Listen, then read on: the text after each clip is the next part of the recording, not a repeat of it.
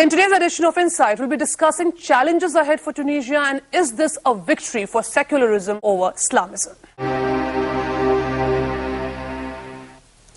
And joining me on the program today, very esteemed guest with me, former Ambassador Salman Haider. Thank you very much, Mr. Haider, for joining us in this program. Also with me, foreign affairs expert, Dr. Wael Awad. Thank you very much, Dr. Awad, for joining us in this program. With me, retired Major General Afsar Karim, defense analyst. Thank you very much, Mr. Karim, for joining us in this program. And also with me is Dr. Sreeram Chaulia, Dean, School of International Affairs, Jindal University. Thank you very much, Dr. Chaulia, for joining us in this program. I'll start with you, Dr. Chaulia. Now, Tunisia has just completed its second genuinely and most peaceful elections after 2011. Is this really a victory of secularism over Islamism? A secular formation has won, but I think we need to problematize secularism also. I mean, if you break it down, the coalition that's won includes quite a few right-wing elements from the former Ben Ali era. And it's also mixed because there are some labor unions as well. So it's a patchwork. But the fact that they've come together and have managed to bag most of the seats and have peacefully deposed and the power is transferring peacefully is a matter of should be a matter of satisfaction, at least in procedurally. I can't say that secularism per se has triumphed, because there are strands within this coalition, for example, who are not very much in favor of gender equality. And for the fact, they just had one woman candidate. But is this a clear referendum against all varieties of political Islam? I think political Islam lost this time. Ennahda lost because they exhausted themselves through the democratic process, and that's good. They were given a chance to govern. Unlike in Egypt, there was no military coup, no intervention, and they failed in terms of delivering governance. And people express. So what is the meaning of democracy? Throw the rascals out, right? That is the power of the ballot box. And that has been proven. So Ennahda have learned lessons, and I'm sure they will remain in the opposition or form a coalition, some kind of national unity government, and they may have a chance of coming back, because they have also been more attuned towards compromise and towards working with the other side. And been very generous and optimistic also when they say that they will learn from their mistakes. No, they will. In fact, if you see, they are not comparable to Ikhwan in Egypt, Muslim Brotherhood, which are more hardline. And I think they are middle ground. And definitely the term moderate Islamist suits them even more than Muslim Brotherhood of Egypt. And I think they are now settled for parliamentary forms of democracy and practice. They have eschewed violence and they have never been involved in such things. So I think the Salafists are different, they are the more hardline Islamists. So I think Ennahda is maturing as a party, right? And they've shown some, magnanimity at various stages through the right. But if I understand you right, what you're saying is the battle between Nida, Tounes, and Ennahda is rather more complex than what we actually perceive. It looks like that Tunisia is again going to lead the way and show the way to other countries in the region on how can you actually have a successful political transition. I'll give the credit for this to Rashid Ghannuchi, the leader of Ennahda. Since the 1980s, he's been advocating that there is a so-called Islamic democracy is possible, and the two are not, democracy and Islam are not incompatible. And I think they've proven it. I mean, if they were obstinate, and if Tunisia also lucky they don't have a very powerful military like you have in Egypt, I think, things would have gone really bad and could have just been a repeat show of what happened in Egypt and elsewhere. But I think the fact that they're small and still having a big impact is remarkable and praiseworthy. I agree with Ambassador Haider. And the fact that they're small, I think, has also shielded them from the prying eyes of greedy regional and international powers also. I mean, Egypt is too big strategically for anybody to let go.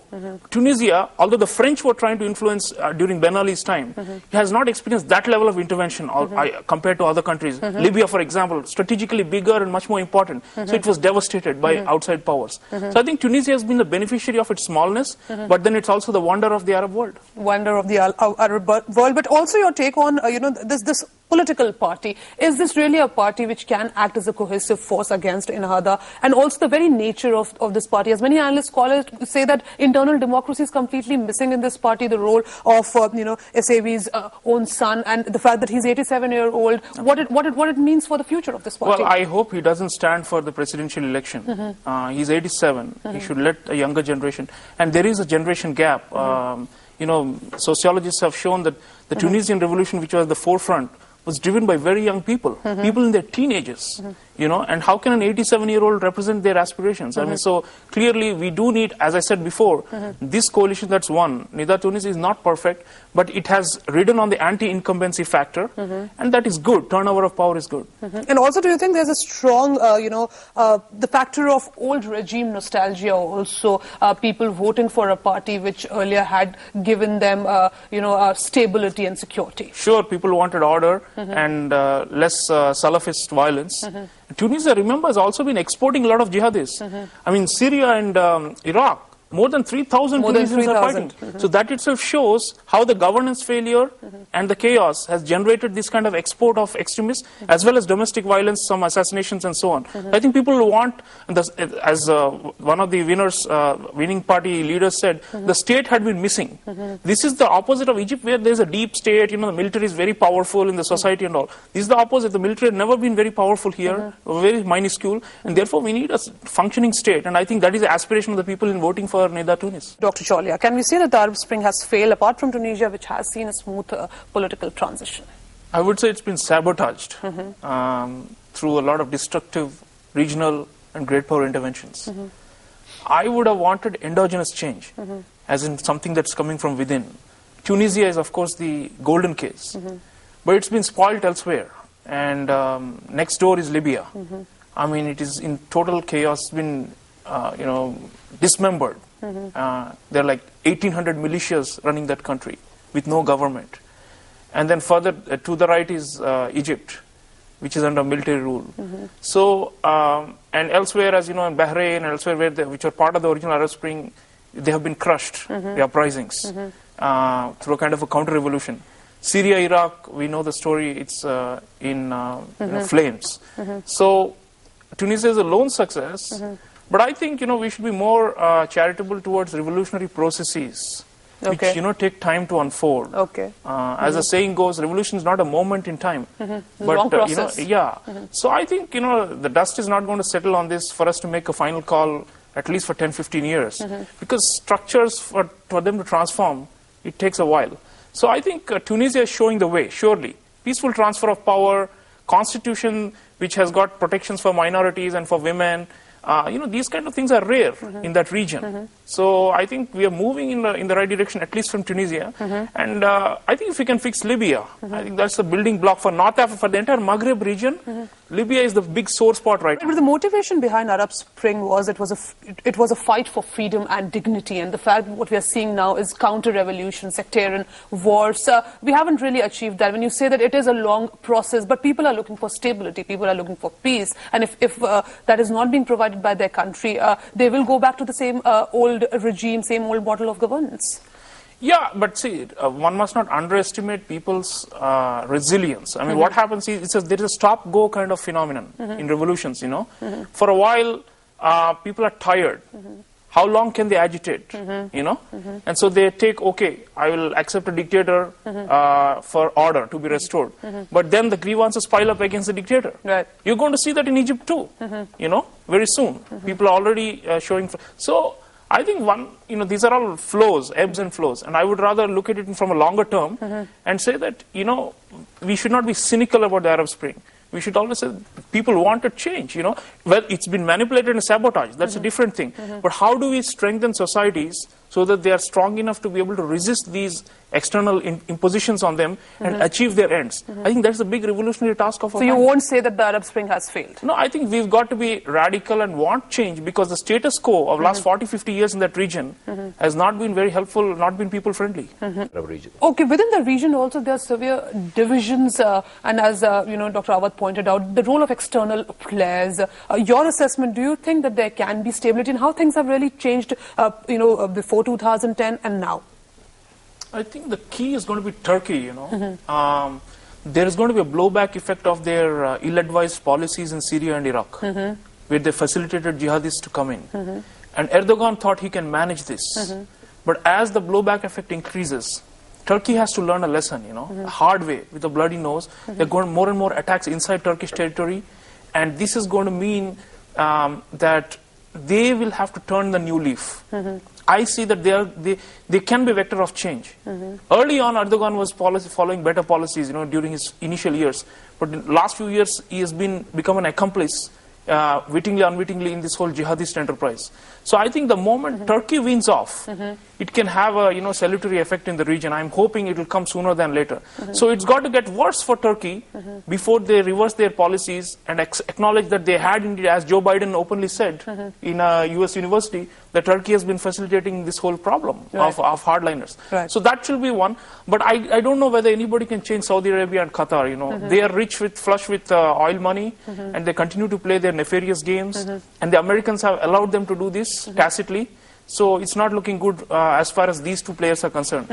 So overall, I would say, think about it. If you look at the region as a whole, some countries are monarchical, and others are moving in a democratic direction. Can you have, a segmented region where some are in this fashion and some are other? I think you have to think about it as a geographical whole.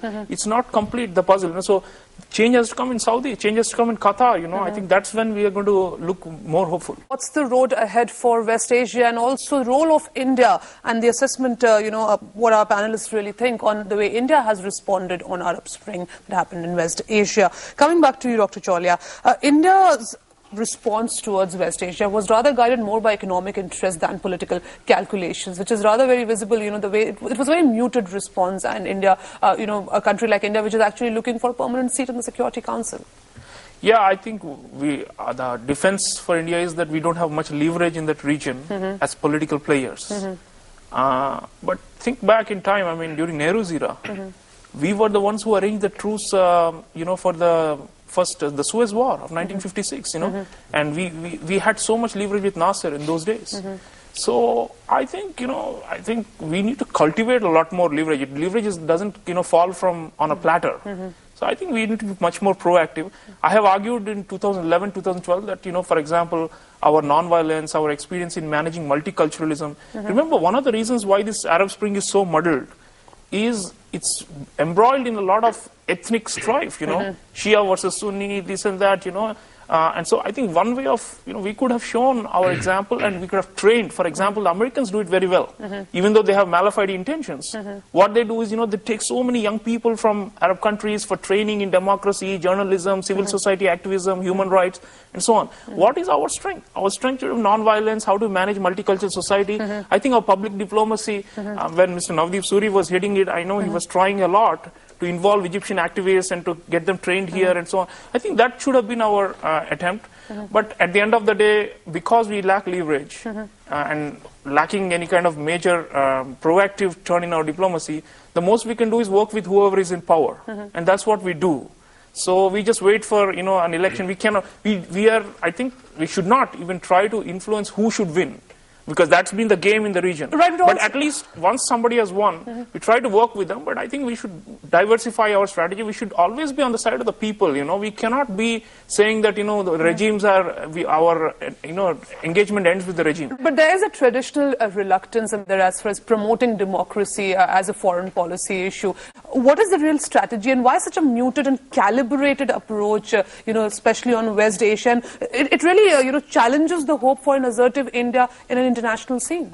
Right, Professor Chaulia, final word from you. Just behind the memorial to Mohammad Bouazizi, the young man who immolated himself and started the whole thing in Tunisia, in Sidi Bouzid town, there's an inscription which says, "The revolution continues."